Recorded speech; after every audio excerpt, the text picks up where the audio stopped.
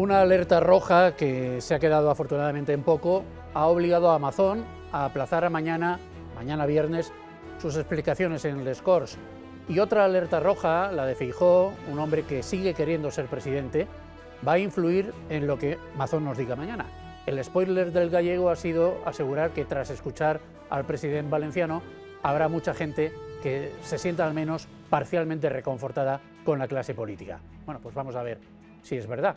Lo más reprochable de Mazón, yo sigo pensando que fue no pedir públicamente el estado de emergencia nacional, y a ver si Sánchez se atrevía a rechazarlo, y el no requerir al ejército regular, no solo a la UME, antes de que los voluntarios hicieran las veces de soldados. Lo otro, la cronología de la Dana, sigue siendo algo tan confuso y contradictorio que yo creo que ya solo nos lo va a poder aclarar un juez. Pero lo que es evidente es que el sistema de avisos, alertas y alarmas en la práctica no ha funcionado. Ahora todo el mundo avisa por todo, con la máxima intensidad, lo vimos anoche, para no correr ningún tipo de riesgo, pero a la tercera alerta en los móviles tras la que no suceda nada, ¿creen ustedes que la gente va a pensar que está oyendo el cuento de Pedro y el Lobo? Yo al menos albergo esa duda. Y entonces, si nos pueden volver a pasar cosas, ¿sucederán? Expectantes ante el efecto de la luz roja de Feijóo e impactados por la cantidad de coches con luces azules que se ven estos días en Valencia, nosotros volvemos a encender para ustedes la luz blanca del faro.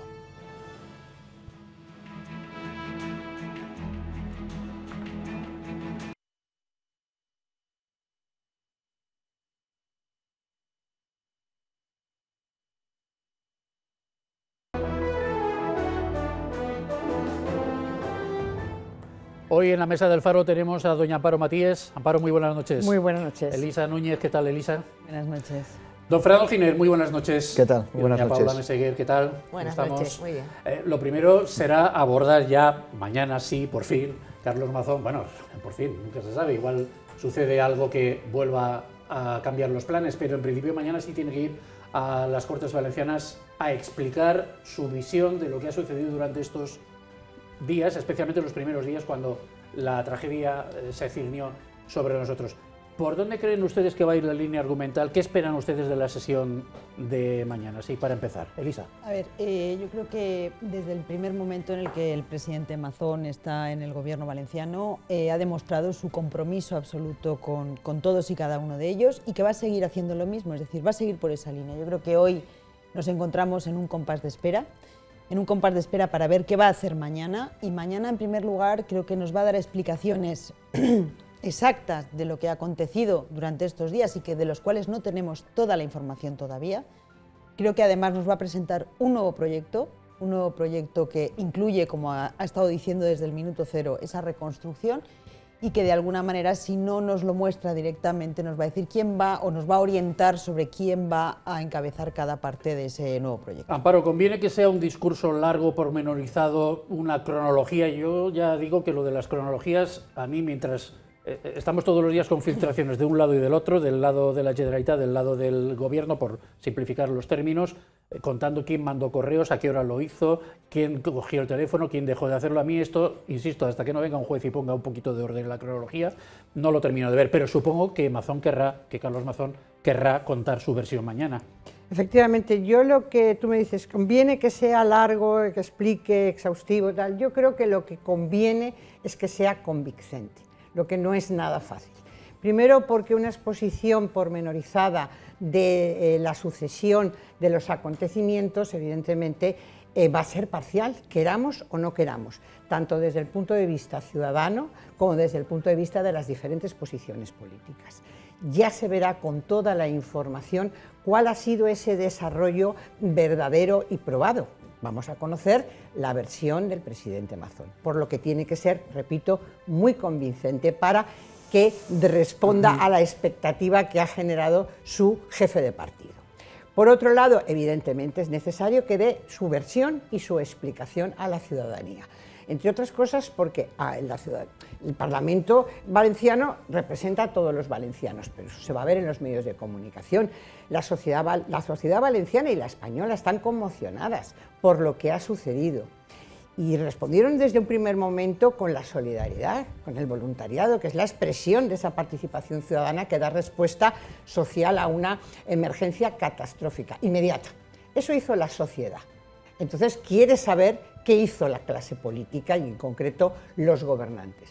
Recuperar la desconfianza o el escepticismo de la ciudadanía respecto a las instituciones y los gobernantes es una tarea difícil, que requiere altura y que requiere precisión. Entonces, esa sería una parte, convincente en eso. También ha de ser convincente en si quiere presentarnos un plan de reestructuración, porque creo que en este momento no se trata solo, ya una vez vivida y en el duelo que estamos todavía de esta catástrofe, no se trata solo de presentar un plan de reestructuración de choque para paliar la situación, que sí. Yo creo que estamos en un momento en el que un gobernante, para ser convincente y avalar su imagen, requiere que ese plan de reestructuración siente unas bases de políticas efectivas y un montón de cosas más para ser convincente y creíble. Ahora entraremos más pormenorizadamente en lo del plan, pero Fernando, si usted estuviera en el lugar del señor Mazón, para ser convincente, como reclama Amparo Matíes, ¿qué argumentos utilizaría? ¿O qué tácticas? ¿O qué forma de subir a la tribuna en las Cortes Valencianas emplearía usted? La pregunta que me haces es profunda. Si yo fuera, yo me iba a casa. Lo primero. Si yo fuese el presidente... su partido no le dejara porque si no tenemos un lío monumental tú me has preguntado si yo fuese. Yo cogía todo mi gobierno y dimitíamos en bloque. Si no hoy, porque hay que acometer la reestructuración, lo entiendo, pondría una fecha. Yo es lo que haría.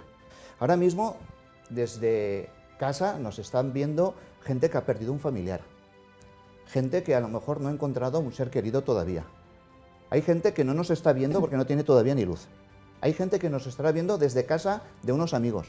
Esto ha afectado a muchísima gente y todo apunta a que ha habido una incompetencia, en primer lugar. En segundo lugar, incompetencia, utiliza usted... desde un punto de vista profesional. Con precisión el término. Profesional. Sí. Todo apunta a qué. Yo lógicamente no estaba. Todo apunta a eso. Por lo tanto, yo cargar con esa responsabilidad de tantas muertes, tanto dolor y tanto sufrimiento, creo que esto va a costar mucho y desde luego me parece que hay un punto para mí clave, Vicente, y es no haber estado en la reunión.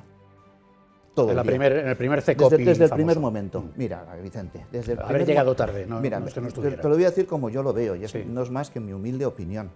Cuando sale a la primera de cambio y dice que ofrece 250 millones de euros, que no sabe de qué magnitud está hablando.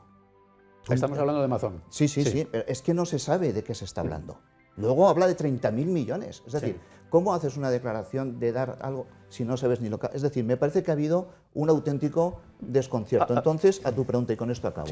Yo en diferido, no sé, no mañana, pero yo en diferido diría, yo y mi gobierno vamos a hacer todo lo posible por recuperar esta situación y tendría un plan estratégico para sacar esto, un plan de acción para sacarlo adelante, pero evidentemente diría que no continúo. ¿Que no continúa ahora o en diferido, dice usted? O sea, hombre, no presentarse en el 27, ¿o qué? No lo sé, eso ya...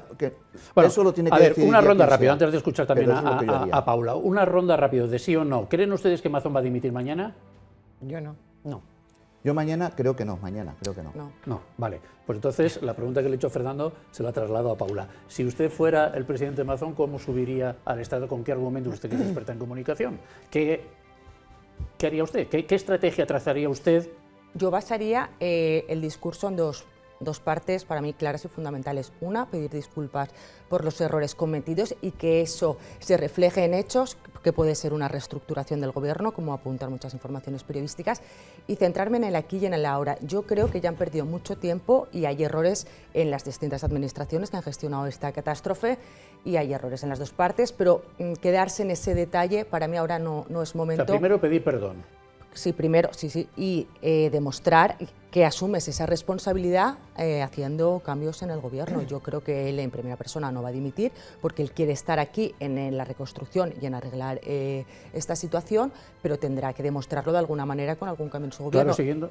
Sí, no, eso, y ese es el primer punto. Y el segundo punto, poner el foco en la reconstrucción, un plan estratégico y un plan claro para dar esperanza, porque es que aquí las personas han perdido muchas vidas, pero no solo vidas humanas, sino también vidas de negocio y todo el proyecto de vida. Entonces hay que tener un plan, pero no a corto, porque hoy en día estamos en todas las televisiones nacionales y estamos en la política nacional, pero dentro de 2 o 3 semanas, cuando los medios nacionales ya no se acuerden de nosotros, cuando los políticos a nivel nacional estén discutiendo de otras cosas, ¿qué pasará? Porque el problema aquí nosotros como sociedad valenciana lo tenemos igual. Entonces yo creo que el plan de mañana tiene que ser un plan a medio y largo plazo pensando en estas personas y un plan realista, porque esto va a ser muy complicado. Insisto, ahora entramos en lo del plan, pero me gustaría que escucharan ustedes, lo hemos comentado al inicio del programa, las palabras de Alberto Núñez Feijóo ayer, haciendo spoiler de la declaración mañana de Carlos Mazón en las Cortes Valencianas, diciendo: estén ustedes muy atentos porque va a decir cosas importantes. Estemos atentos a lo que va a decir, a los compromisos que va a adoptar, y también estemos atentos a todas y cada una de las explicaciones que ha de dar. Le aseguro que después de esa comparecencia habrá mucha gente que se sienta, al menos, parcialmente reconfortada con la clase política. ¿Qué ha querido decir el señor Núñez Feijóo con eso? Yo no sé lo que ha querido decir, solamente sé decir que lo veo muy optimista desde el punto de vista político. Que haya mucha gente que se sienta reconfortada. 2 cosas. Una, que va a adquirir compromisos el señor Mazón, sí, por supuesto, aparte de no tengo la menor duda de que el presidente Mazón es lo que va a hacer. No sé si eso de los compromisos, aparte del programa de reconstrucción, significa también compromisos políticos que le atañan a él. Ahora me dirán ustedes cuál es su opinión. Y lo segundo, lo de reconfortar o reconciliar un poco... Y además dice una cosa, dice, van a verse reconfortados con la clase política. Claro. Es esas dos cosas un deseo que es muy deseable por todos, pero lo veo muy difícil de conseguir. Claro, con la clase política, es que dice con la clase política, y yo creo que en este momento en nuestro país eso es difícil de conseguir, y ahora a nivel autonómico pues también. A ver, doña Lisa, que ha sido consellera, y esto puntúa. Es elucubrar y intentar dar una explicación, ¿no? Yo creo que durante estos días hemos estado viendo estos cruces de acusaciones con información, como comentabas antes, que se han ido filtrando, y yo creo que además eso ha generado confusión en la ciudadanía en cuanto a lo que son las responsabilidades políticas como tal y lo que pueden ser otro tipo de responsabilidades, ya sean administrativas, civiles o incluso si pudieran ser penales. Entonces yo creo que lo que intenta transmitir es que esa responsabilidad política que se le exige como presidente del gobierno de valenciano mañana va a quedar totalmente cubierta con las explicaciones que va a dar y, como os comentaba antes, con los pasos que puede anunciar que va a dar a partir de ese momento. ¿Y por aquí qué me dicen ustedes? Yo es que creo que el discurso de mañana tiene una complicación, y es que estamos en clave política, pero ya Elisa lo ha dejado entrever, hay una responsabilidad, a lo mejor hay una responsabilidad penal. Y entonces no puede decir nada, a lo mejor digo, sí. No puede decir nada que lo pueda... Hay querellas ya presentadas, creo, bueno, o anunciadas al menos. La situación es muy complicada en ese sentido y eso hay que entenderlo. Tampoco puede decir algo que pueda comprometerlo. Entonces, estamos hablando ya de una posible defensa, no lo sé, pero esa complicación se añade clarísimamente al discurso. Feijóo, y con todo mi respeto al pueblo gallego, que lo quiero, y de pequeño yo estoy en Galicia y tengo muchísimos amigos y familia en Galicia. Un saludo desde aquí al pueblo gallego. Pero no se puede ser tan gallego en esta situación. Claro. Hombre, pues a mí me ha parecido que ha sido bastante más claro que otras veces. Bueno, pues... Está anunciando cosas... Pues a mí aún se me queda confuso. Ha hecho un spoiler... Un spoiler muy gallego, porque bueno, pues mi opinión... Lo que pasa es que tampoco va a pisarle por completo el discurso al señor Mazón, ¿no? Bien, que sí, pero no. Pero bueno, esperemos que así sea. Creo que es un momento de contundencia. Yo lo que intento decir, Vicente, con mi anterior intervención y con esta, es que nos jugamos todos mucho. Mucho es mucho. La credibilidad de las instituciones, la credibilidad de la clase política, la credibilidad de una economía que tiene que volver a funcionar, la imagen que está dando Valencia al resto de España, la imagen que está dando Valencia al resto de Europa y del mundo, porque esto se ha enterado, todo el mundo, es noticia en todo el mundo. Sí. Entonces, me parece que no es ni un momento para irse por las ramas, sino que es un momento, como antes apuntabas, para ser contundente, y la contundencia, si se entiende la política como un servicio público, pues requiere lo que requiere. Paula, que es un nombre muy gallego. No, yo el spoiler tampoco lo he entendido, quiero decir, también lo he visto muy gallego, que bueno, que estaremos satisfechos o que intentará satisfacer. Bueno, ojalá con su discurso mañana pueda hacer que en general se crea un poco más en la clase política, porque yo creo que esta catástrofe, aparte de la catástrofe que ha sido para nosotros como valencianos, en cuanto desde el ámbito político, también yo creo que hay un antes y un después. Ya teníamos hace muchos meses este caldo de cultivo de la crispación, la polarización, ya llevamos muchos meses hablando de la política no en un marco de racionalidad, sino de visceralidad, y yo creo que después de esto también se ha demostrado que seguir atacando el y tú más ante una situación de una catástrofe como esta, creo que la gente ya ha dicho hasta aquí hemos llegado de cara a los políticos, entonces ya pierdes la confianza, y perder la confianza en las instituciones es muy peligroso, porque esto acaba o con populismos raros o extremos, o bueno, en el peor de los casos, en una dictadura. Venga, pues dos cosas más sobre esto de la comparecencia de mañana y alrededores de la comparecencia de mañana de Carlos Mazón en Les Corts. Uno, la reestructuración, el plan de reestructuración.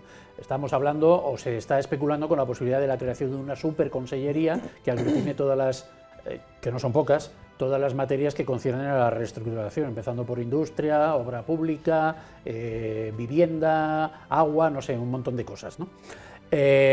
Para esa superconsellería se apunta al nombre de Susana Camarero, la actual vicepresidenta, aunque también se habla de posibles personalidades técnicas del mundo ajeno a la política, vamos, del mundo civil, de la sociedad civil, que pudieran entrar, no sé si a ese puesto o a puestos subsidiarios, pero conformar con todo eso un gran eje político para lo que resta de legislatura, que tendría, entiendo yo, que ser compatible con el alto comisionado que se anunció ayer por parte del gobierno español, adelantándose un poco a la jugada de Carlos Mazón, si ustedes me aprueban la afirmación. Entonces, ¿qué cabe esperar de esto, Amparo?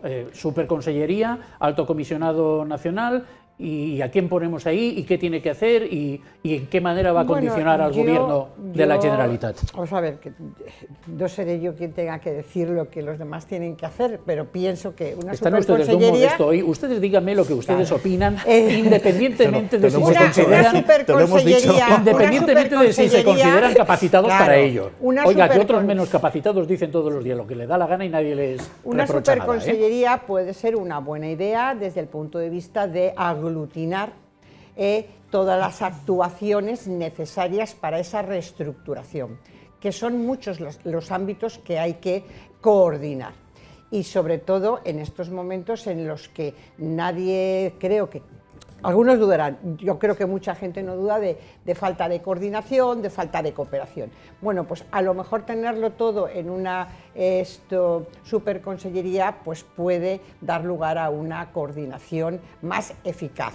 Eso por un lado. Bueno, pero un asterisco, Amparo. ¿Y cómo hacemos, por ejemplo, industria? ¿Habrá parte de las competencias o de los cometidos de industria que tengan que ver con la DANA y otros que no tengan que ver con la DANA? ¿Eso qué hacemos? ¿Dos consellerías de industria o no, partimos las competencias? Pues, ¿Cómo se hace ahí eso? Está un momentito, ahí estaría la imaginación del presidente de la Generalitat. ¿Por qué? Porque ahora voy a la segunda parte y termino. Una cosa es eso para lo que es la reestructuración, pero la reestructuración, como decía al inicio de mi intervención, no se trata solo de arreglar lo destrozado, que sí, pero lo más importante es cómo se arregla. ¿Qué políticas se van a querer implementar en ese, como decía Paula, corto, largo plazo, que yo creo que ahora sí que se requiere de nuestros políticos y gobernantes, un largo plazo, esté quien esté? ¿Por qué? Porque están dañada el sector productivo, porque está infraestructuras, porque hay que hacer caso a los expertos. Hay muchas reformas que hacer para que los políticos, que no tienen por qué saberlo todo, pero sí que tienen que decidir, porque tienen que gobernar cuando han sido elegidos, y esa es una de sus funciones, decidir, tienen que estar muy bien asesorados. Luego, la presencia de técnicos yo no la veo mal, y sobre todo sentar unas bases para construir la Valencia del futuro, nuestra Valencia del futuro, porque si solamente se trata de ponernos una tirita, que no es fácil en las circunstancias que estamos viviendo, bueno, pues vale, nos ponemos la tirita, pero se trata de que no se abra la herida. Hay muchas variables a tener en cuenta. Es tanto que es de una complejidad difícil, que es comprensible, y lo digo como quien dice también, levantando un punto a favor del gobierno, porque no es una del gobierno autonómico, porque no es una situación ni de lejos complicada, es complicadísima. Intentando ponernos en la cabeza de Carlos Mazón, este día, con todo lo que tiene es muy complicado. Con todo lo que tiene de gestión política del día a día, de gestión de la crisis, de gestión de la imagen pública, de comunicación y de tantas otras cosas, yo me imagino que tendrá que hacer un buen esfuerzo para intentar ir un poco más allá y buscar líneas por las que trazar la planificación del futuro para la recuperación. O sea, yo creo que una persona, él o quien sea, que estuviera en esta situación, desde luego lo tiene difícil para concentrarse y poder centrarse. Espero que tenga asesores que le puedan ayudar, más que lo contrario. Elisa, a ver, ¿qué cabe esperar? Y sobre todo, la coordinación entre los dos comisionados, por llamarlo de alguna manera. Yo pienso que lo que estamos haciendo ahora, y comentabas antes 250 millones y luego 31.000 millones, yo creo que los 250 millones son para reparar, es decir, para que lo antes posible vuelva la normalidad a las calles y podamos empezar a funcionar. Y otra cosa muy distinta es la reconstrucción. Una reconstrucción que, como comentaba o introducía Amparo, debe ir a crear algo nuevo, algo más allá, aprovechar esa oportunidad de renacer con algo todavía más importante y más grande que nos haga crecer. Quiero decir, me gustaría poner como ejemplo el proyecto de la agencia Tennessee Valley, que es un ejemplo de desarrollo regional, es decir, en un momento determinado, en 1930, hay una en el estado de Tennessee, que es bastante deprimido a nivel económico, hay unas inundaciones y decae totalmente. Y Roosevelt crea la agencia de Tennessee Valley con proyectos nuevos y hace resurgir todo eso. Entonces, yo creo que a pesar de la tragedia, es el momento de aprovechar esa oportunidad. Y respecto de esa oportunidad para poder, bueno, pues renacer ¿con qué cosas? Pues mira, pues una nueva salida de la terminal de Valencia, centros logísticos que puedan cubrir todo el eje mediterráneo. No sé, el nuevo cauce del río Magro. De los cauces. Exacto. Entonces, eso por ahí. Y contando con la iniciativa, privada, sí, siempre. Y luego hay otra cosa, lo que decías de la consellería, un segundito, lo que me decías de la consellería, yo me da igual llamarle una consellería nueva, un departamento transversal que se dedique única y exclusivamente a los aspectos de industria, de sanidad, de educación, de tal, que hayan afectado a la Dana y que esté en contacto directo, evidentemente, coordinado con el Como yo creo que el humor no está reñido con el rigor, me alegro de que doña Elisa nos haya mencionado al estado de Tennessee, que hasta ahora muchos solo conocíamos por Elvis Presley y por el Bourbon. Don Fernando Giner, su valoración también sobre estos planes de futuro y la forma de coordinar y de ser eficaces, que es lo más importante. Sí. Cuando he comentado lo de los 250 millones, Elisa, que decía, vamos, yo creo que era un momento de haber pedido la alerta 3, el nivel 3. Me parece que esa era la decisión adecuada. Es decir, esto nos viene grande. No es que no nos hayamos enterado, que no nos hemos enterado. Una de las últimas cosas que se ha filtrado es que Carlos Mazón quería pedirlo, pero que sabía que le iban a decir que no. Yo creo que en ese caso, bueno, no sé. ¿Esto es el chiste que me estabas diciendo antes? No, en serio, yo lo he leído.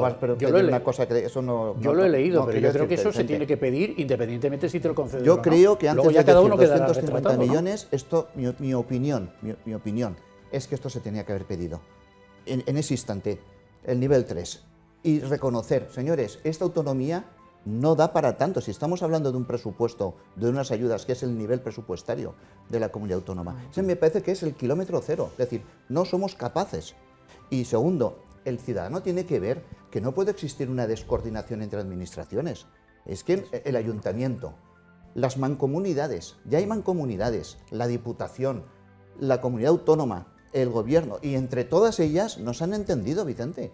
Es que el que esté, los casos que hemos dicho de gente que se ha quedado sin casa, sin familiares, que tiene gente desaparecida, que todavía está llorando a sus muertos, dice, pero ¿cómo son incapaces de entenderse? Por lo tanto, todo tiene que pasar por reconocer que esto nos viene grande como autonomía y, en segundo lugar, que sí o sí se ponga la medalla, quien se ponga la medalla, porque no es momento de ponerse medallas, esto es reconocer solo al Estado central. Eso es mi humilde opinión. Venga, Paula, su opinión, y ahora una cosita más y nos vamos a publicidad sí, yo para creo hablar de Teresa Rivera a continuación. Que no es tiempo de echarse medallas ni tampoco de echarse culpas. Entonces yo creo que el tema de la coordinación, que de momento no la han demostrado entre administraciones, es clave y fundamental si quieren reconstruir esto. Y como hablábamos, yo creo que hay dos puntos. Uno es el corto plazo, donde gracias a la solidaridad de muchísima gente y también de empresarios va a ser más rápido y más fácil, entre comillas, volver a la normalidad de quitar el fango y venir a una situación medio normal para poder empezar, pero el foco y la obligación de las instituciones, sobre todo si hablábamos de la intervención de mañana del presidente de la Generalitat, es poner el foco en ese medio y largo plazo que va a ser lo costoso y lo complicado. Entonces se habla de una macroconsellería, lo veo bien desde el punto de vista de la coordinación, que yo creo que es lo prioritario aquí, porque también, como decía Fernando, nosotros como autonomía no tenemos la capacidad presupuestaria para asumir solos esto. Aquí necesitamos la capacidad del Estado y de Europa también. O sea, los fondos europeos van a ser clave, y gestionar los fondos europeos, cualquiera que ha estado cerca de la administración sabe que es complicado. Quiero decir que necesitas a funcionarios, a un personal especializado en el tema y muy técnico para saber llevar a cabo esto, porque fácil no es, porque ahora viene la burocracia. Y una buena cabeza política al frente, que sí, eso desde luego, pero que aparte, Camarero, bueno, porque Susana es una persona muy de confianza del presidente, es una persona política y también ha demostrado que con su experiencia, bueno, de momento ha sabido gestionar bien, ella conoce las distintas administraciones. Claro, es que se hablaba de otras personas, de Joaquín Melgarejo, por ejemplo, que es diputado, que es gran experto en materia de aguas, hídrica, viene de Alicante, pero políticamente tampoco tiene un recorrido como para lidiar este toro tan grande, ¿no? Teniendo en cuenta, yo creo que lo más importante es la prioridad en la coordinación entre administraciones. Yo creo que Susana cumple ese perfil político, y luego la transversalidad, que ella como vicepresidenta ahora mismo también está coordinando todas las consellerías. Es que, insisto, ella también ha trabajado en el gobierno del Estado, en el gobierno central, entonces tiene una experiencia y si me permites, valiosa. Muy rápidamente, y la velocidad. Sí. Esto no se puede demorar, no se puede demorar más. Pues la velocidad y la burocracia y la administración por eso no son palabras que vayan muy parejas. Es decir, lo que se vaya a prometer mañana está claro que está el medio y el largo plazo, pero si estamos hablando de ayudas, que sean ya. Sí. Y si estamos hablando de la movilidad y de arreglar carreteras, que sea ya. La movilidad y las ayudas, ¿perdón? Las primeras ayudas ya se están pagando. Bueno, las pues primeras ayudas de primera necesidad de 6.000 euros por vivienda se están pagando desde el día siguiente. Una cosita más, que quiero ir a publicidad rápidamente para luego abordar el tema de Teresa Rivera. Les ruego una cierta brevedad. Quinielas, ¿quiénes van a salir? Las dos conselleras que se ha comentado, Salomé Pradas y la señora Montes. Ruth Merino, que va a ser de ella, va a dejar de portavoz, ya ha dejado de ser, porque está ejerciendo Susana Camarero, de momento, aunque no sea de una manera oficial. ¿Quién puede entrar? Y, sobre todo, si las conselleras dejan, y especialmente Salomé Pradas, porque es la consellera de emergencias, por decirlo de alguna manera, si deja de ser consellera, queda expuesta a esas querellas de las que hablábamos antes, suponiendo que alguna se dirija contra ella, que no lo sé, sé que están disparando ya contra todo lo que se mueve, los que presentan las querellas, pero no sé si es el caso o no. Sería dejarla, Elisa, muy desprotegida si deja de ser consellera en una situación como esta. Los procedimientos judiciales sabemos que se pueden prolongar en el tiempo y que hoy estás aforado y mañana dejas de estarlo. Con lo cual pasas de estar en el TSJ a estar en un juzgado de instrucción de hoy para mañana. Y respecto a quién van a ser o cómo se va a producir esa remodelación, cualquier conseller sabe que está a disposición de lo que el presidente diga. Hay algunos, según el diario El Mundo, publicado hoy, que le han pedido al presidente salirse. Bueno, sí, yo algo he leído, pero bueno, yo sigo pensando que son especulaciones, que las decisiones solamente están en la cabeza del presidente de la Generalitat y que cualquier conseller que haya dicho sí para ser conseller sabe que está a disposición de lo que el presidente considere. Bueno, hay algunos que tienen vida fuera de la política, ¿no? Yo qué sé, el consejero de Sanidad, por ejemplo, es muy prestigioso y tiene un buen puesto y fuera de la política, digo. Bueno, ¿alguna idea por aquí? No, bueno, yo más de los que apuntan es Salomé Pradas por ser la consejera del área y bueno, ya no sé si también saldrá la de turismo por los conatos que ha tenido falta de empatía con las familias, pero yo tampoco lo sé, yo son por lo que apuntan las informaciones periodísticas, yo tampoco tengo claro. No sé nada, pero voy a decir algo que sabemos todos y también los que nos ven.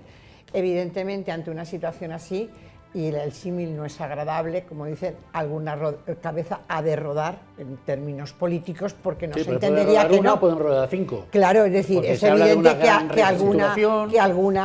alguna persona pues va a dejar de tener el puesto que ocupa, evidentemente, porque si no, no se entendería con lo habitual. Pero sea usted un poco más precisa, alguna persona, oiga, eso va de 1 a infinito, ¿no? Pero a lo mejor la gran remodelación puede ser no tanto por la gente que salga, sino por la que entre. Entonces igual ahí podemos hablar de una gran remodelación porque pues más gente. Vale, pues nos vamos a publicidad y después va a parecer una clase de geografía, pero ¿Rivera puede llegar a la orilla? Volvemos enseguida y lo explicamos.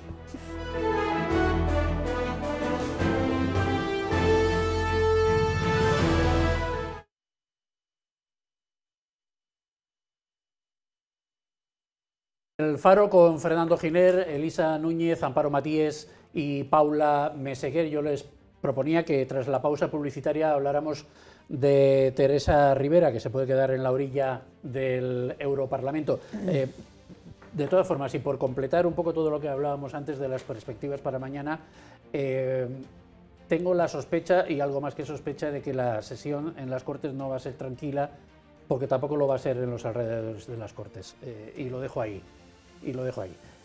Tampoco voy a hacer yo llamamientos a nada, pero vamos, que lo dejo ahí.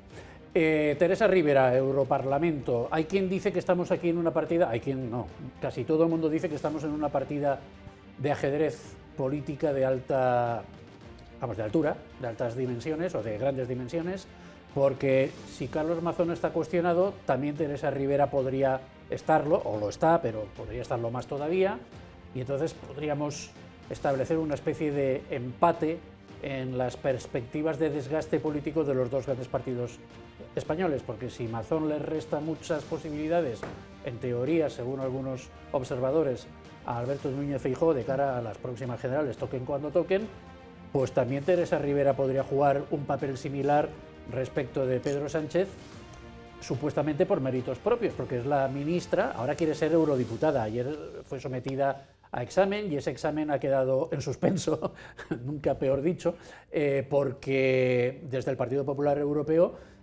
se ha pedido dos cosas. Una, que Teresa Rivera vaya primero al Parlamento Español, del que forma parte, porque es vicepresidenta todavía del gobierno de Pedro Sánchez, a dar explicaciones de lo que hizo su ministerio durante la Dana. Para eso ya hay fecha, creo que es el día 20, me parece, de este mes, dentro de una semana y pico. No, una semana. No, menos de una semana, no sé ya ni qué días vamos. La semana que viene, vaya. Y la otra cosa que le piden es, si la señora Rivera, le permitimos que sea comisaria, dándole el aprobado en el examen. Pero si después resulta imputada, que se comprometa a dimitir. Esas son las dos condiciones que el Partido Popular Europeo le pone a la señora Rivera para darle el visto bueno. Sin el visto bueno no se forma el gobierno de Ursula von der Leyen, que está ahí, von der Leyen, que queda ahí pendiente de esta disputa política española. Y desde el Partido Socialista lo que filtran es que Pedro Sánchez de ninguna de las maneras va a cambiar a Teresa Rivera por Luis Planas, por ejemplo, el ministro de Agricultura, valenciano de origen, aunque sevillano de adopción, que sería la alternativa que vería bien el Partido Popular. Total, que menuda partida de ajedrez, don Fernando. Sí, usted que ya ha estado en Ciudadanos y sabe de ajedrez. y mucho, ¿eh? Pero esto ya es... Esto es Sparsky. Yo he estado en un partido y Bobby Fischer, ¿eh? Yo he estado en un partido que se ha hundido y ha cerrado las puertas. Es decir, lo conozco perfectamente, los movimientos que hace todo el mundo cuando los barcos se hunden. Eso lo he vivido y no me lo tiene que contar Bueno, ¿qué responsabilidades nadie. tiene Teresa Rivera? ¿Le ven ustedes alguna para o mí, ninguna? Para mí sí, que ha estado desaparecida. Es decir, lo mismo que he comentado del señor Mazón el día 29, la ministra no se le ha visto durante, creo que han sido 10 días, que estaba pendiente más de su examen que de lo que ha sucedido en Valencia. Y esto para mí es, vamos, punto y aparte ya con ese cargo. El problema al que nos enfrentamos es que esto se puede ver en Europa como un problema local y el 27 de noviembre se tiene que votar para que el 1 de diciembre ya esté la Comisión Europea constituida. Sí. Por lo tanto, los tiempos se acortan. Hay un equilibrio ahora mismo finísimo en Europa que si no sale una parte del Partido Socialista, pues a ver a quién se pone. Y Europa no está para... Es que en Europa, aunque parezca mentiras, el Partido Popular y el Partido Socialista se entienden, y el liberal, sí, pero incluso Meloni. Pero es que no sé si ya es la enésima debate que hay sobre España, sobre un problema local de España en el Parlamento Europeo. Yo no sé al final qué lectura tiene, porque cualquier problema que hay en España se acaba llevando al Parlamento Europeo. Sí. Y entonces, yo imagino que un holandés, un belga, un francés, al final dirán, bueno, son problemas, resuélvanlos ustedes en su país. Claro, pero tener una vicepresidenta del Gobierno Europeo, de la Comisión Europea, vicepresidenta, además de comisaria, supuestamente negligente en temas... no estuvo aquí. En un problema, tenía que estar, no estuvo. En un problema que ha acabado tan dramáticamente como ha acabado este de la Dana en Valencia, sí. Pues algunos eurodiputados de otros países tampoco lo ven muy claro eso. Es que para mí ese es el problema, que desde junio del año pasado, donde ella era la cabeza de lista de las elecciones europeas del Partido Socialista, ella ha hecho una dejación de funciones de vicepresidenta. Yo creo que ella tenía que haber dimitido. Ella primero estuvo en la lista haciendo la campaña como número 1 y centrada en la campaña europea, luego como eurodiputada centrada en su puesto como comisaria, que estaba pactado y es muy bueno para España, estamos de acuerdo, pero en todos estos meses ha dejado de estar donde tenía que estar como vicepresidenta del Gobierno y ministra de Transición Ecológica. Entonces, es que yo creo que tenía que haber dimitido hace muchos meses. Yo no sé por qué estaba manteniendo no por los la dos Dana, puestos. sino por otras cosas. No, y encima, yo hablo de las circunstancias y el contexto, pone en evidencia que en la Dana, cuando pasa una catástrofe de estas características, ella estaba puesta a su cabeza preparándose para el examen que tenía. Pero muchas de las críticas a Teresa Rivera no son tanto porque estuviera presente o ausente durante estos días de crisis, sino porque no se preocupó de la limpieza de los barrancos, porque había proyectos de encauzamiento que no solo de su época, sino también de épocas de anteriores, de antecesores suyos en el ministerio, pues estaban ahí lleva durmiendo 8 el sueño de los meses, justos. por eso digo que lleva 8 meses dejando las funciones de vicepresidenta y de ministra de Transición Ecológica, que lleva estos 8 meses desde que fue en la lista número 1 del Partido Socialista para eurodiputada en su cabeza, y toda su preocupación en las instituciones europeas, no está en España ni en todas estas cosas que tú hablas. Por comentarte a lo que me estás diciendo, pero la apuesta que está haciendo el Partido Popular Español es muy fuerte. Como no le salga bien, a ver qué sí, claro, es una apuesta de todo o nada. A mí esto me está pareciendo una apuesta de todo o nada. Deben estar muy seguros para que esta votación no salga, porque si no, si al final todo se reduce hay un señor que se llama en el Parlamento español, no se entiende. Pues hay un señor que se llama Weber, Manfred Weber creo que es el presidente del Partido Popular Europeo, y es al que Núñez Feijóo parece que tiene convencido de que hay que impedir de todas las maneras que Rivera sea. También del mismo partido es la señora von der Meyer, pero el señor Weber y doña Úrsula no se llevan muy allá, con lo cual ahí tenemos un poco el lío también, otra de las claves que hay. Política. Bueno, de la señora Rivera, ¿qué me dicen ustedes? Yo de la señora Rivera comentaba Fernando antes que si la señora Rivera no había estado, el señor Mazón tampoco. Bueno, vamos a ver, la señora Rivera, como decía Paula, ha estado centrada única y exclusivamente en sí misma, tampoco ha estado su secretario de Estado, que estaba en el extranjero, y que la señora Rivera podría estar donde estuviera preparándose la oposición, pero es tan sencillo como desde tu responsabilidad como ministra, porque por mucha oposición o mucho examen que te estés preparando, tu cargo y tu puesto has asumido una responsabilidad y tu misión a veces no es presentarte, sino tomar decisiones y que se ejecuten. No ha estado, su secretario de Estado tampoco ha estado, pero es que el director de la Confederación Hidrográfica del Júcar, que también depende de ella, tampoco ha estado. Por lo cual, para mí está absolutamente inhabilitada para ser comisaria. Que no ha estado. Es que es muy importante porque aunque hubiese estado en Europa el día 29, una vez conoces la magnitud de la... ¿Te vienes? Te vienes aquí directamente. Por eso te digo. Te vienes aquí y no Pero sales... dices, no me vuelvo yo. Hay teorías que mando no a mi comulgan secretario con lo que de acaba de Estado. decir el señor Giner. Por ejemplo, Pedro Sánchez, nuestro presidente del gobierno, Estaba se fue a Bakú y dijo, es que mi manera de luchar contra la Dana es venir a Bakú a demostrar o a dejar claro que con lo que ha pasado en Valencia se demuestra que el cambio climático mata. A lo que ayer Cristóbal Aguado, el presidente de los agricultores valencianos de Abasaja, de jóvenes agricultores, contestaba con un artículo de opinión que titulaba el ecologismo radical mata. A ver, Cristóbal Aguado, que no está nada conforme con que Teresa Rivera sea vicepresidenta europea. Si me permites, te voy a decir una cosa, mira, y te lo digo desde el conocimiento de causa. Además de, bueno, pues de que estamos sufriendo cambios en nuestros fenómenos meteorológicos y que tenemos 2 o 3 grados por encima de los que tenemos que tener sobre el mar y que evidentemente eso... No es usted negacionista, ¿no? No, en absoluto, no lo he sido nunca, lo voy a ser ahora. Vale. Con lo cual... yo sé por qué lo digo. Eso, yo también. Eso influye en un momento determinado en cómo se van desarrollando los diferentes fenómenos meteorológicos, que además nos dicen que las danas o las gotas frías que hemos tenido siempre cada vez se van a producir con mayor asiduidad y además van a ser cada vez más fuertes.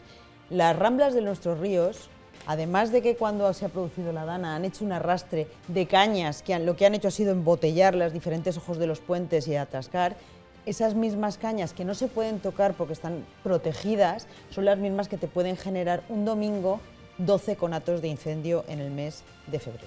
Ya. Bueno, pues déjenme que haga una cosa. Iba a proponerles... No, pero no les voy a poner ese brete. Mazón por Rivera, Rivera por Mazón y empatamos el partido. No, ¿verdad? No.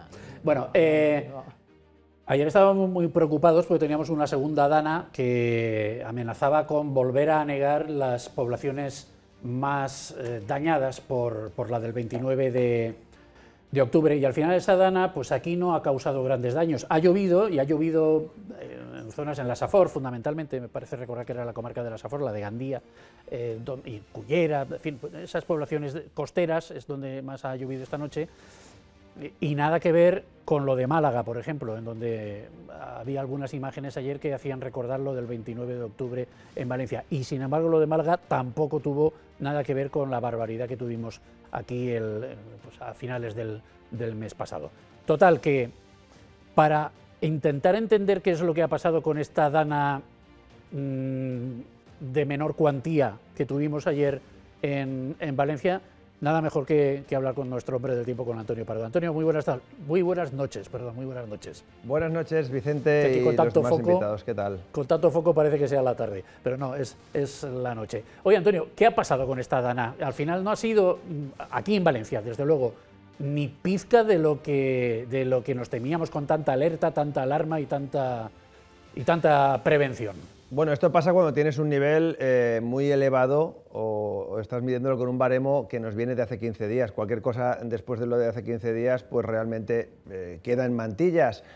Por otro lado, no hay 2 gotas frías iguales, eso también lo hemos repetido pues desde que veíamos venir esta segunda. De modo que la primera era una gota fría de libro, una gota fría que tenía una masa de aire muy húmeda, con un aporte subtropical, probablemente con unos vientos muy intensos de levante, ojo, no de gregal, que son los que penetraron hasta gran parte de la provincia de Valencia, mientras que esta segunda, si no hubiéramos tenido la primera, en muchos más medios habríamos oído hablar de una borrasca fría aislada, que al llegar aquí se convirtió en gota fría, por decirlo de alguna manera, y ahora en el Golfo de Cádiz vuelve a ser una borrasca fría aislada. Esto es una gran borrasca con mucho aire frío, ha dejado nevadas, ha dejado ayer un día invernal, mientras que la otra vino con ambiente cálido y con una inyección de humedad y de viento mucho mayor. De modo que no le ha pasado nada a esta segunda gota fría, simplemente que se ha comportado de manera diferente.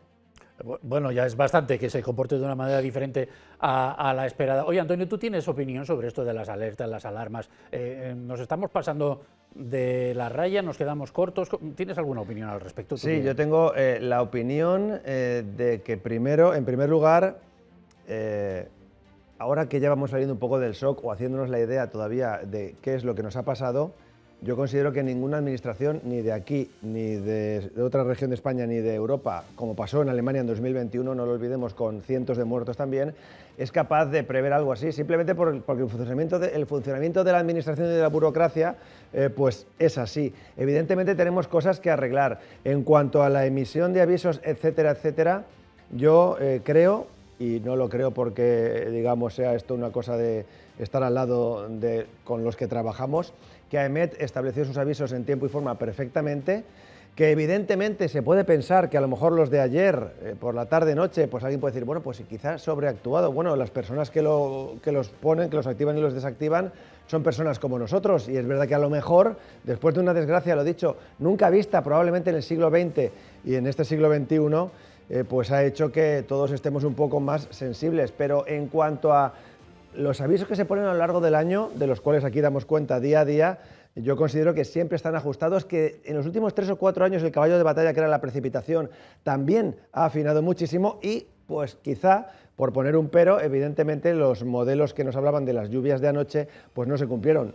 Por otro lado, afortunadamente. Pues sí. ¿Tienes algún otro mapa que mostrarnos o ya está? Ya sí, queríamos, porque hoy, claro, enseguida cuando vemos que la cosa va bien, pues es que es su obligación. Cuando la cosa va mal, es que no aciertan ni una. Ya. Tenemos aquí un mapa, un mapa de probabilidad para que nuestros espectadores, y para que os hagáis la idea también, lo suyo, cuando comunicamos meteorología, es hablar de probabilidad, porque si no ocurre, lo que se oye también que no se dijo que en Calabarra fueran a caer 770 litros en una hora. Es que es imposible, lo comprenderemos, porque los ordenadores no tienen la capacidad, a pesar de los cientos de millones de inversión europea para el Centro Europeo de Predicción, no tienen capacidad para eso. Quizá dentro de unos años sí, pero ahora mismo no. De modo que trabajamos con probabilidades para ver si va a hacer viento, si va a hacer calor, frío, lluvias, y es lo que mostramos a nuestros espectadores.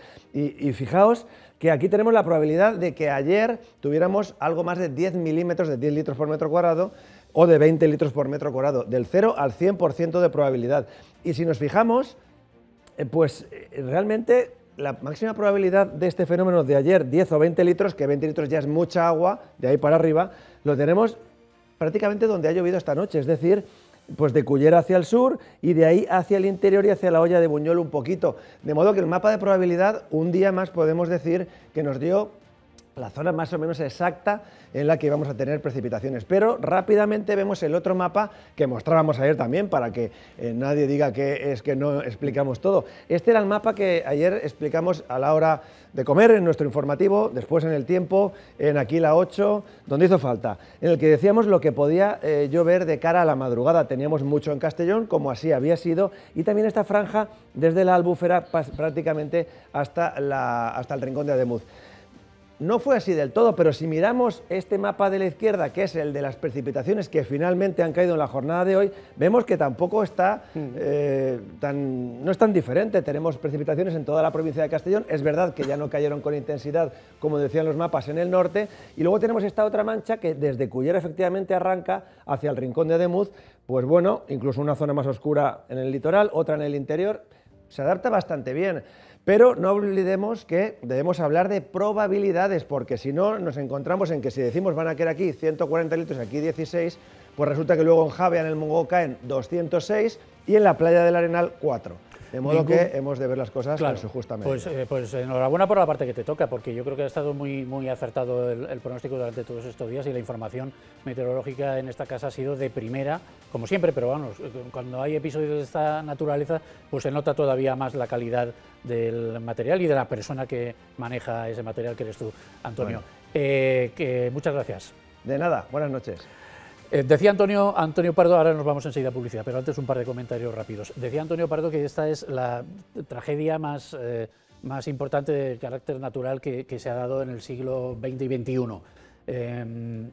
Pero es que si nos remontamos estos días por WhatsApp, seguro que a ustedes también les ha pasado, les habrán mandado dos fotocopias de un facsímil de Antonio Cabarilles, el botánico valenciano del siglo XVIII, me parece que era, sí, en donde ya avisaba de los desmanes que producía periódicamente el barranco del Pollo, matando a no sé cuantísimas personas. Ahí tienen esa reproducción, o sea que esto no es de ahora. Y la otra cosa, que es a lo que yo ya quiero referirme con la opinión de ustedes. Estas alertas, ¿tienen ustedes la sensación, estas alertas que ahora todo el mundo pone, antes no se ponían y ahora todo el mundo pone y todo el mundo está muy atento? A la tercera vez que tengamos una alerta sonando en el móvil y no pase nada, ¿vamos a pensar que es el cuento de Pedro y el Lobo? ¿O qué? Hay que hacer algo ahí, supongo, ¿no? Hay que regular eso un poco mejor para que la gente no le pierda el respeto a las alertas.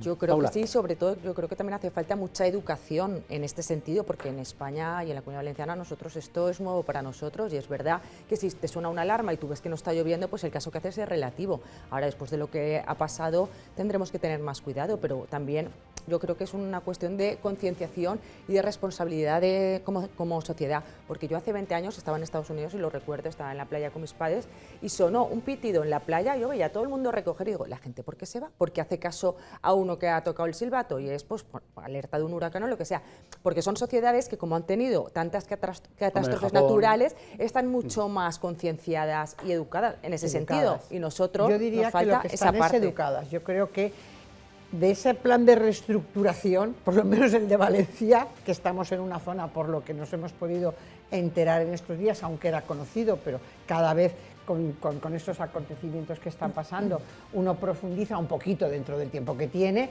Evidentemente estamos en una zona de riesgo. ¿A esto de pedir una asignatura específica de educación en Bueno, emergencia? pues no estaría de más, no estaría de más. Mira, no estaría de más de enseñar esa educación en a obedecer las alertas. Lo primero es respetar a las instituciones y al Estado. Bueno, hoy hemos tenido una novedad también esta mañana cuando Carlos Mazón ha decretado que no se usara el coche particular en Valencia y en las zonas afectadas de la riada del otro día, pero también en la ciudad de Valencia hasta las 12 de la mañana. O sea, no se podía circular en coche, pero sí se podía ir a pie.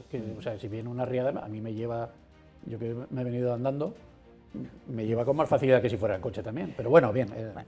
Lo que yo considero es que hace falta tener una educación para estar educados desde pequeños en ese tema. Bueno, pues si estamos y lo ha dicho Paula, pero yo leía, fíjate, con motivo de todo lo que está pasando, que en China, el Día Nacional de China, suena una alarma adrede, para una alarma de estas estrepitosa, que es la de seguridad, para que todos estén concienciados. Es decir, no, como en Japón y todo, es decir, hay que estar concienciados. Y el día que nació murió Ataturk en Estambul, te suena una alarma. Mira, una persona a mí me dijo la tarde del martes del día 29, que me la encontré, y dice, fíjate que exagerados, han dicho, y no ha caído nada, mira que somos exagerados.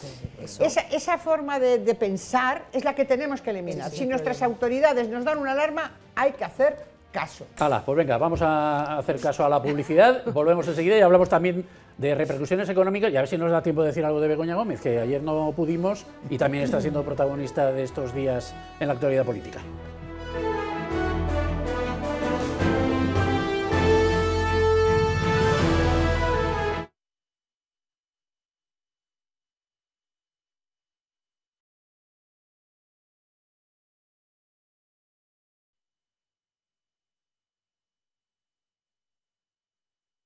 Y entonces cuando me sorprendió, pero sí que da susto.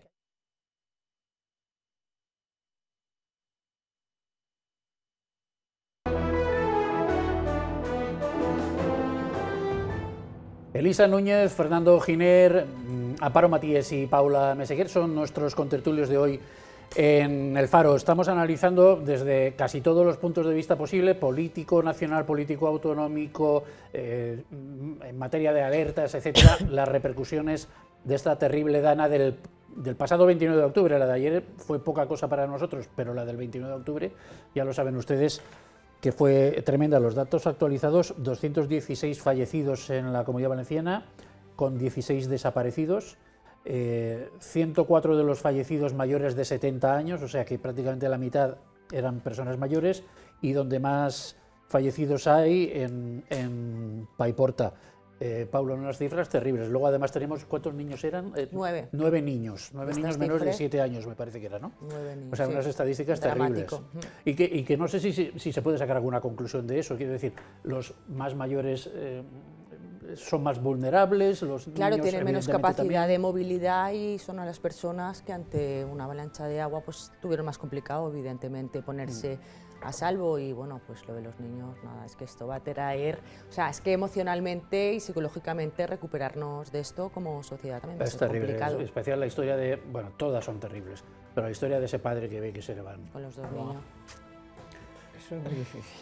Bueno, hay otras repercusiones que también queremos analizar con la ayuda del experto de cabecera, que son las económicas. Don Federico Barona, muy buenas noches. Muy buenas noches. Los primeros días de este desastre yo tuve la oportunidad de hablar con usted en directo en esta casa, en un programa especial de esta casa, y ya creo que intentamos hacer una, bueno, lo pretendí yo, pero usted ya me dijo de plano, esto es imposible. una estimación, una valoración de los daños económicos. Sigue siendo imposible hacerla, ¿no? Bueno, hay estimaciones que hablan de que está afectado una tercera parte del Producto Interior Bruto de la Comunidad Valenciana, de que hay afectados aproximadamente 265.000 empleos, de que estamos hablando que hay 50.000 empresas afectadas. Para que ustedes hagan una idea de la magnitud de la tragedia económica, es como si de repente nos quitaran 2 veces todos los ingresos de turismo a la Comunidad Valenciana. Ese es el impacto. Joder, pues sí que hay una estimación. Pero vamos, en millones no sé si eso es fácil, porque luego están las infraestructuras, están tantas y tantas cosas dañadas que hay que reparar y en las que hay que invertir dinero. Y luego está también el coste laboral, porque claro, ¿cuántas de esas personas afectadas van a acabar ingresando las filas del paro porque sus empresas ya no existen, porque tienen difícil recolocación, etcétera, etcétera, ¿no? Pues eso va a depender muy mucho de cómo van a llegar las ayudas del Estado y de la comunidad autónoma. Evidentemente, lo que ahora necesitan las empresas es una inyección económica para poder reactivar su actividad, pero no vale cualquier inyección económica. Evidentemente no es lo mismo que se habilite una línea ICO, o sea, un préstamo que tienen que devolver, que unas ayudas a fondo perdido. No tiene nada que ver. Yo abogo por la segunda, evidentemente no por la primera. La experiencia del ICO en el COVID está claro que es algo que está bien como complemento, pero evidentemente a las empresas hay que darles fondos perdidos para que... Hablo de las empresas como de los pequeños comercios y de cualquier negocio, Hay que darle fondos perdidos porque si no va a ser imposible que se reactive la economía. Luego hay otra realidad, evidentemente van a haber empresas que no vuelvan a abrir, eso es evidente, y empresas que reestructuren su actividad. Si yo tengo una empresa o alguien tiene una empresa, tiene 4 actividades, una es deficitaria, pues muy probablemente aproveche este momento para evitar abrir esa cuarta actividad o esa cuarta línea de negocio, reestructurar su empresa. ¿Eso qué quiere decir? Pues que desgraciadamente, parte de estos 265.000 afectados, empleados afectados, muy probablemente ingresen en las filas del paro o tengan que cambiar de empleo. ¿Los ERTE son una solución o son un parche? Bueno, los ERTE evidentemente son una solución de momento. O sea, tú no puedes hacer otra cosa en estos momentos. No, bueno, es como una tirita. Vale, la tirita es necesaria, pero no cura. Sí, los parches tampoco son malos. Claro, o sea, es que en estos momentos poco se puede hacer distinto de un ERTE. Una empresa que vea paralizada su producción durante 3, 4, 5 meses, evidentemente lo que tiene que hacer, no le queda otra que hacer un ERTE total o parcial. Sí, recordemos que se pueden hacer siempre y cuando el municipio donde estén esté afectado, su actividad o parte de su actividad, pero también se pueden hacer, y esto es muy importante, si lo que se ha visto afectado es su producción, aunque ellos no estén directamente afectados, sí que pueden estar indirectamente afectados porque tengan proveedores que no les puedan servir o alguna cosa similar, o clientes a los que no puedan servir. Entonces, evidentemente el ERTE es algo muy necesario, no es una solución, pero creo que en esto no hay una sola solución, es una suma de cosas las que pueden llegar a solucionar. Hay que reactivar las infraestructuras, hay que darles fondos perdidos a las empresas, hay que utilizar los ERTEs evidentemente, hay que generar otra vez ese clima de confianza para las empresas para que puedan volver a invertir y volver a reactivar la economía. Don Federico, ¿y las empresas tractoras, las grandes empresas valencianas presentes y futuras, porque estoy pensando en todos los proyectos de Sagunto, por ejemplo, y de la zona del Camp de Morvedre, que están ahí pendientes, estoy pensando también en la Ford, ¿se van a ver afectadas por los cambios que tienen que venir por la reestructuración presupuestaria de la Generalitat, etcétera, etcétera? Pues esperemos que no, porque recordemos que somos la comunidad autónoma o de las comunidades autónomas más infrafinanciadas, y además esta reconstrucción tiene que recaer en una comunidad autónoma que está absolutamente infrafinanciada, pues ya no sé qué vamos a hacer. Yo creo que esto es una labor que le compete al Estado más que a la comunidad autónoma en cuanto a dinero, porque vuelvo a repetir, estamos infrafinanciados, pero si quiere hablamos de infrafinanciación, hablamos de cifras y hablamos de que seguimos sin tener una financiación justa prácticamente desde hace 20 años. Con lo cual, si a una financiación no justa desde hace 20 años le sumamos esto, la verdad es que el drama económico para la comunidad es absoluto. Y no vale eso de que ustedes que han quitado el impuesto de sucesiones y con eso, el impuesto de sucesiones aporta 350 millones de euros a las arcas de la comunidad y es un impuesto, primero tendríamos que ver si es justo o no es justo, que yo creo que no lo es, pero además es un impuesto que no afecta al Producto Interior Bruto, que no afecta a la recaudación de forma sustancial. Chocolate del loro, vaya. Una cuestión más, señor Barona, lo citaba usted al principio, el turismo. Es que estaba recordando que en la primera visita de Pedro Sánchez después de la Dana a la Comunidad Valenciana, una de las primeras cosas que dijo es, por favor, no vengan a Valencia. Y yo recuerdo a una importante directiva de un hotel valenciano llamándome indignada y de, pero este hombre nos quiere hundir. De hecho, antes incluso de que él dijera eso, ya estaban empezando a llegar en cascada las anulaciones de reservas. Ahora con esto que dice el presidente ya va a ser el colmo. Y hoy ya vemos, 15 días después, noticias que hablan de graves repercusiones para el sector turístico. No, evidentemente hay gravísimas repercusiones para el sector turístico. Creo que son declaraciones desafortunadas, pero bueno. Pero es que también tenemos verdaderos dramas. Por ejemplo, imagínese usted, yo vengo de un pueblo agrícola que es Godelleta, como todo el mundo sabe, donde la red de aguas está absolutamente destrozada. Es que como en 4 o 5 semanas no consigan reactivarla, la red de riegos, se van a secar los árboles. Pues ahí estamos. Don Federico, muchas gracias, como siempre. Muchas gracias. Señores, señoras, señor contertulio, usted que es hombre de empresa, don Fernando, ahora que ya no se dedica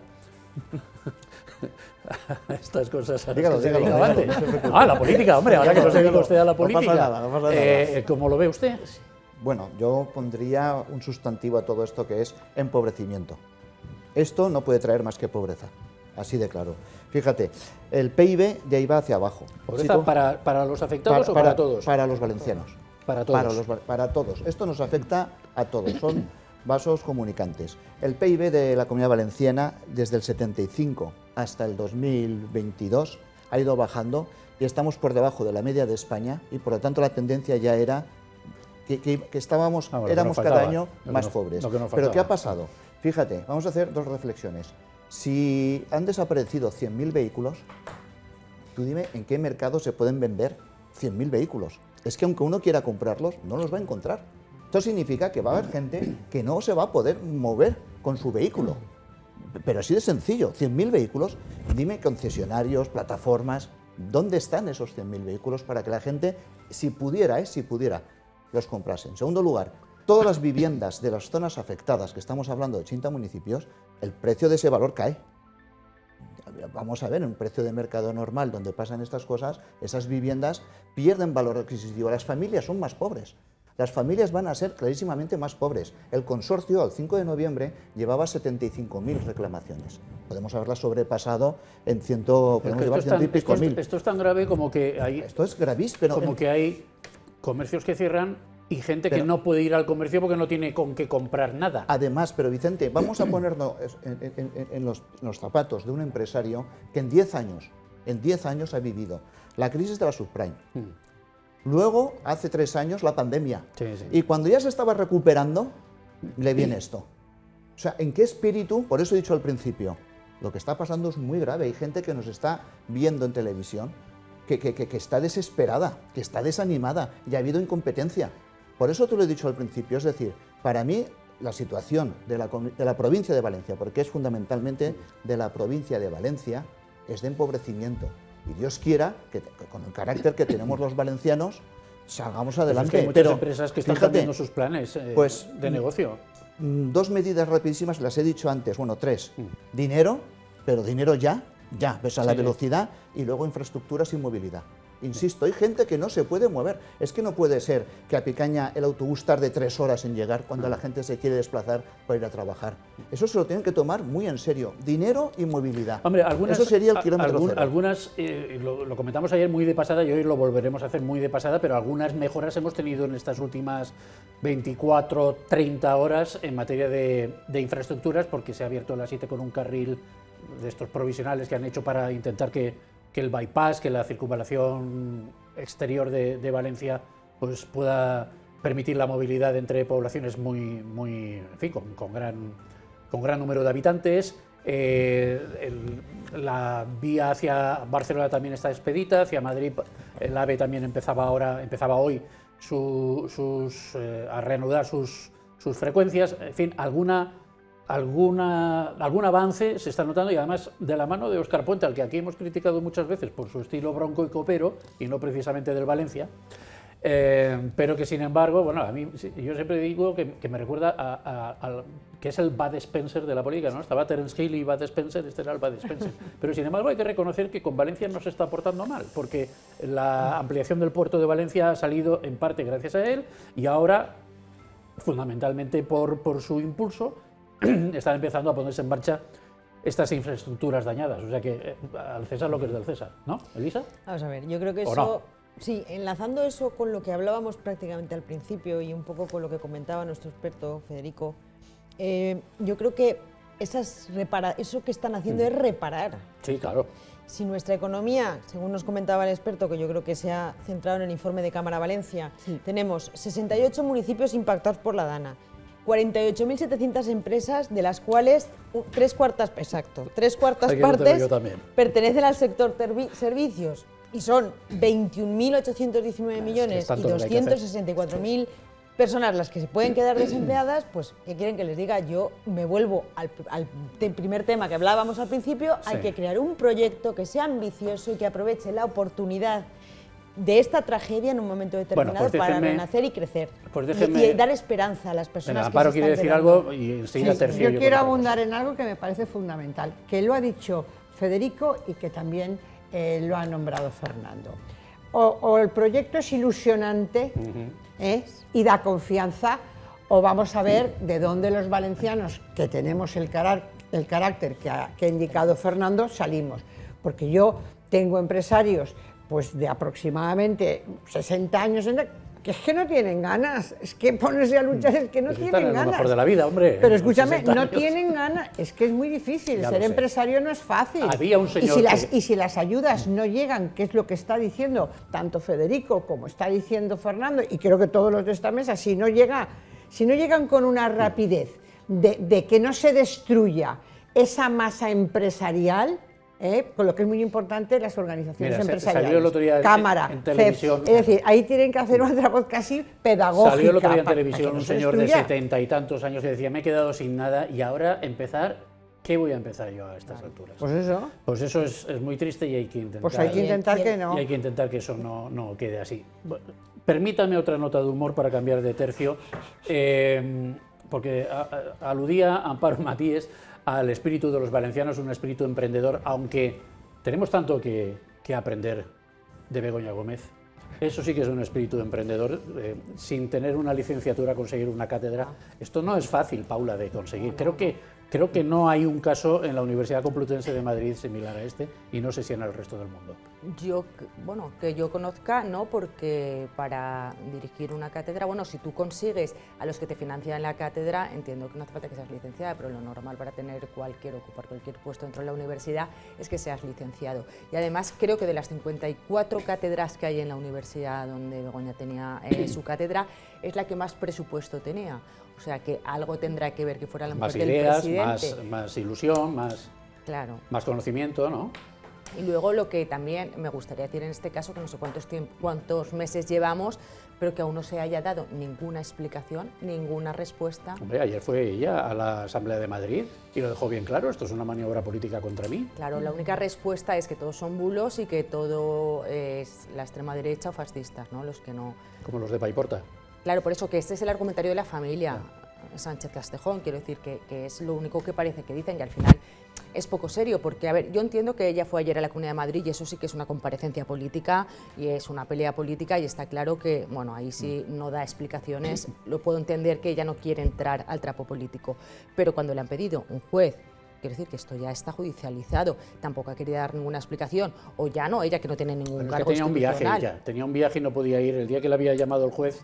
Ahí sí que le interesa, no podía ir porque tenía que ejercer de esposa del presidente en un viaje internacional, y entonces el juez ha atendido sus razones y en vez de retirarle el pasaporte como pedían las acusaciones, para que no pudiera salir de España la esposa del presidente del gobierno, pues ha tenido a bien aplazar la comparecencia, la citación para el día 18 de diciembre, señora juez. Yo no soy juez. Digo, ya, pero es igual. Es juez y parte. Yo creo que en mayo de 2024 Pedro Sánchez salió diciendo que si se le pedía a él o a su esposa que comparecieran, iban a comparecer. Como comentaba Paula, o incluso tú mismo, vamos a ver, una cosa es que tú vayas a un juzgado en el que hay determinadas cosas que se encuentran bajo secreto de sumario, que consideres que no tienes que declarar y te puedas acoger a tu derecho a no declarar. Y otra cosa muy distinta es que tú vayas a la Asamblea de Madrid. Es decir, tú tienes que dar explicaciones. Y vamos, se acoge a su derecho a no declarar y sin embargo sí que hace un alegato en el que dice que esto es una persecución política y luego, pues, para mí, vergonzoso y bochornoso. Y luego que salga el rector diciendo que bueno, es que era compartía la cátedra, sí, claro, porque compartía la cátedra, pero que sí, es que ya en realidad no era necesario que fuera licenciada, porque yo no sabía que no era licenciada, porque se iba a dedicar a una parte de gestión. Mira, la cátedra es una cátedra, tú tienes que ser licenciado, si tienes un doctorado fenomenal, y a partir de ahí, y luego me parece muy fuerte que un rector que es en una universidad pública no pida, como se nos ha pedido a todos en cualquier cargo o en cualquier puesto donde hemos estado para poder acceder, desde cargo los colegios público oficiales, claro, y los publican para que tú los veas. Entonces, los nuestros colegios profesionales necesitas presentarlo todo, entonces que una universidad pública como esa no le pida la acreditación de una licenciatura, pues me parece como poco sorprendente. Claro, es evidente, porque entraba, es que quieren cuestionar algo que es tan evidente que al final esa falta de transparencia. Pero lo dicen con mucha convicción y entonces parece que tengan razón, ¿no? No, ¿Amparo? Bueno, yo Esto es tengo importante, en este decir las cosas con mucha asunto, convicción. yo en este asunto, como en la mayor parte por formación profesional, no lo he podido prestar atención, ya los tribunales mirarán. Usted también podría ser juez. Usted también Pero podría yo ser juez, las dos podrían ser tengo juez. cierta duda, o sea, cierto interés no dudo, yo no dudo porque no tengo dos opciones para dudar. Tengo interés en saber si la reglamentación o la organización de esa cátedra permitía la arbitrariedad, o sea, si la decisión es arbitraria o es discrecional, porque la discrecionalidad dentro de la administración es legal y no la arbitrariedad. Ahí vamos. Entonces, me gustaría, cuando acabe todo, se dirima saber si ha habido una arbitrariedad, que esa es la que no está permitida, o era una cosa discrecional, porque a lo mejor nos quedamos sorprendidos y dices, pero ¿cómo ha pasado esto? Y resulta que está dentro de una legalidad, con independencia de todo lo que estamos comentando, de todos los datos. No lo puedes saber porque no han dado explicaciones. Claro, si hubieran dado las explicaciones pertinentes, a lo mejor podríamos también hablar con más conocimiento. Por eso no sabes ahí por qué. La pregunta que me hago es, ¿por qué no quiere ir el lunes a declarar? Porque es una decisión que ha tomado ella por su propia... Bueno, pero ¿qué sale ganando? O sea, ¿qué es lo que se gana no yendo el lunes? ¿Alargar esto más? Sí. ¿Le tiene miedo a la declaración? ¿Piensa que el mensaje es que no me tomo en serio ni al juez ni a nadie y todo este tema me parece de risa? Es decir, ¿qué es lo que hay que entender cuando una persona que se le llama a declarar dice declina y no va? Porque yo entiendo que si no hubiese ningún problema, cuanto antes fuera y dijera lo que tenga que decir, antes acaba este tema. Ya, pero ya no tiene por qué rebajarse, dada la naturaleza de los acusadores, que son todos fascistas, ya no tiene por qué rebajarse. Yo creo que va por ahí. O sea, que los está despreciando. Es una respuesta. Por ser quienes son los acusadores. Se interpreta como un desprecio. Y dependiendo de dónde vienen las acusaciones, pues ¿qué podemos Pues ya está, pues eso es una explicación, pero la pregunta es, ¿qué gana? ¿Qué gana Begoña no yendo? Y que es una cosa que yo no acabo de entender, porque vamos a ver, si un fascista dice que por la mañana sale el sol, ¿eso es mentira? ¿Porque lo diga un fascista? Quiero decir, yo no sé el fundamento que pueden tener estas denuncias, a ver, sé lo que todos, lo que leemos, lo que vemos, lo que oímos, pero yo no sé jurídicamente qué fundamento puede tener todo esto, pero ¿y si lo tiene?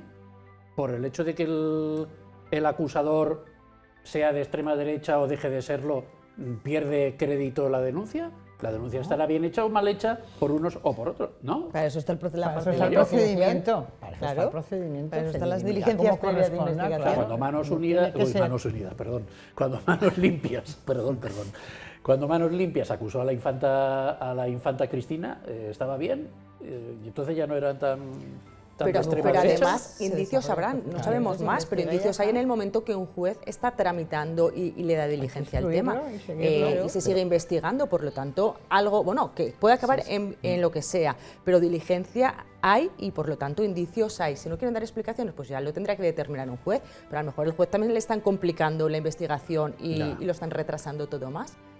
sea legal o no sea legal, que eso tiene que decir un juez, estéticamente y éticamente, es una vergüenza.